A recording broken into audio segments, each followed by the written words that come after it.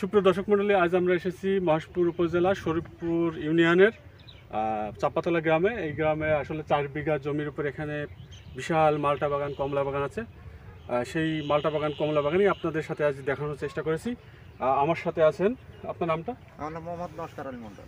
মোহাম্মদ লস্কর আলী মন্ডল। এই বাগানটা আসলে কত বিঘা জমির উপর আছে? 4.5 বিঘা। আটগুলো নেবেন, হ্যাঁ? 4.5 বিঘা। 4.5 বিঘা। 4.5 বিঘা কত বছর ধরে এই বাগানটা করা? এই যে বাগানটাই আছে 4.5 বছর। 4.5 বছর। 4.5 বছর। মালটা ধরেছে কত বছর? মালটা ধরেছে 3 বছর, একটু কম, মানে 2 বছর বেশি ধরছে। 2 বছর বেশি ধরছে, তার মানে 2 বছরের মাথায় মালটা চাষ করছে। এই চারা কোথা থেকে নিয়ে আসছিল? এই চারা ইন্ডিয়া দার্জিলিং থেকে। দার্জিলিং থেকে। দার্জিলিং থেকে আছে 4.5 বিঘা। 4.5 বিঘা প্রথম যখন চারা রোপণ করে, জি। টোটালটাই কি আপনার দার্জিলিং থেকে নিয়ে আসছিল না? দার্জিলিং থেকে ছোট নিয়ে সব লাগানো। সব লাগানো। দার্জিলিং চারার কারণে এত ধরছে আর কি। জি। আপনারা এখন যে এই যে লেবু ধরছে আর কি, এই লেবুর এটা সম্ভবত লেবু না মালটা? জি। লেবু। কমলা লেবু। কমলা লেবু। জি। আর মালটা যে গাছ, মালটা বিক্রি হয়ে গেছে। মালটা বিক্রি হয়ে গেছে। আছে 2-3-4টি মালটা আছে, আপনাদের দেখাবো। 4টে মালটা আছে, আমাদের দেখাবেন। আর আপনি এখানে প্রথম থেকে আছেন? একদম প্রথম থেকে আমি আছি। সুপ্রিয় দর্শক মণ্ডলী, আপনারা কেউ যদি মালটা বাগান করতে চান, এই মহেশপুরের শরীফপুর উপজেলার এখান থেকে মালটা চারা, শরীফপুর ইউনিয়ন থেকে চাপাতলা গ্রাম থেকে আপনারা মালটা নিতে পারেন। আপনারা জানেন মহেশপুর এখন মালটা বাগানের বিখ্যাত এবং কমলা লেবুর জন্য সুবিশাল এলাকা জুড়ে কমলা লেবু। এই 4.5 বিঘা জমিতে উনি নিজেই বললেন প্রায় 21 লাখ টাকা চারা বিক্রি করেছে। শুধু মালটা বিক্রি করেছে, এখনো লেবু আছে, যেটা এগুলো দেখছেন আপনারা কমলা লেবু, কিন্তু মালটা গাছগুলো কিন্তু এখন আর মালটা নাই আর কি। তারপর আমরা ঘুরে ফিরে আপনাদের দেখাবো। আর লস্কর আলী, আপনাকে অসংখ্য ধন্যবাদ, আপনি আমাদেরকে এই মালটা বাগান এবং কমলা বাগান দেখানোর জন্য। আপনি বলছেন যে মালটা সব বিক্রি হয়েছে, 2টা গাছ আছে, সেই 2টা গাছ আপনাদের সাথে শেয়ার করব। সুপ্রিয় দর্শক মণ্ডলী, সোশ্যাল ভিউর পক্ষ থেকে আমি শান্ত রহমান আবারও আপনাদেরকে অসংখ্য ধন্যবাদ জানাচ্ছি। এই মালটা বাগান উপভোগ করুন।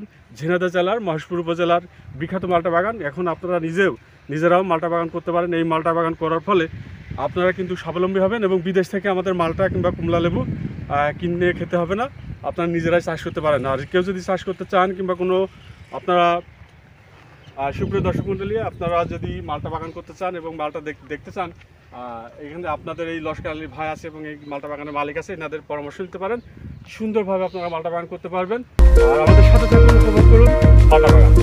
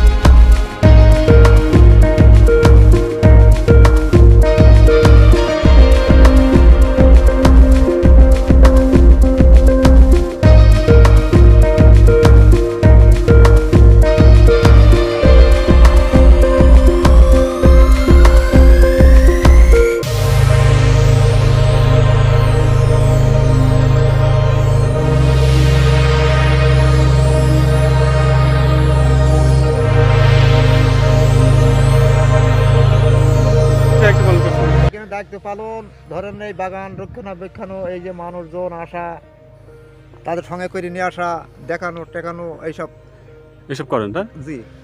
আর বিভিন্ন কাজও করতে হয়। আজকে ধরো পেঁয়াজ না গেলাম 25-30 নিবাসিলি পেঁয়াজ না গেলাম আজকে। ও আপনার কত করে দেয়? আমার মাসে 15,000। মাসে 15,000 না? জি। কত ঘন্টা কাজ করতে হয়? রাত দিন 24 ঘন্টা আমার। রাত 24 ঘন্টা 15,000 15,000 টাকা। তার মানে পার ডে 500 টাকা করে আপনার হাজিরা। জি। ও এখানে বিভিন্ন লোকজন আসে তাই না? বিভিন্ন লোকজন, সারা বাংলাদেশের লোকজন এখানে আসে। সারা বাংলাদেশ থেকে? জি, সারা বাংলাদেশের লোকজন আসে। ও চারাও তো মানে এখান থেকে যদি কেউ চারা নিতে চাই অনেকেই বিক্রি করতে পারবে না। হ্যাঁ হ্যাঁ হ্যাঁ হ্যাঁ, চারা নিয়ে কোনো সমস্যা নেই। চারা যারা নিতে চাই তাদের চারা দেওয়া হয়, আমরা নিজেরাই উঠাই দিই।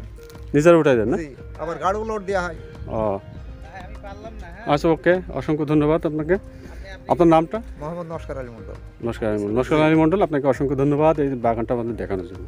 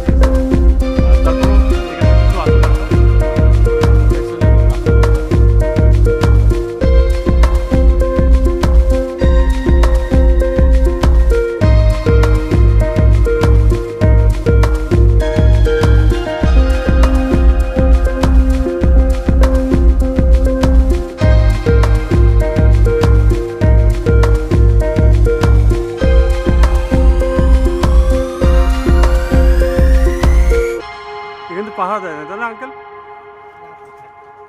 রাত্রে এখানে থাকে, আপনারা দেখতে পাচ্ছেন আসলে রাত্রে সুপ্রিয় দর্শক মন্ডলী, আপনারা দেখতে পাচ্ছেন ভিয়েতনামি মালটা।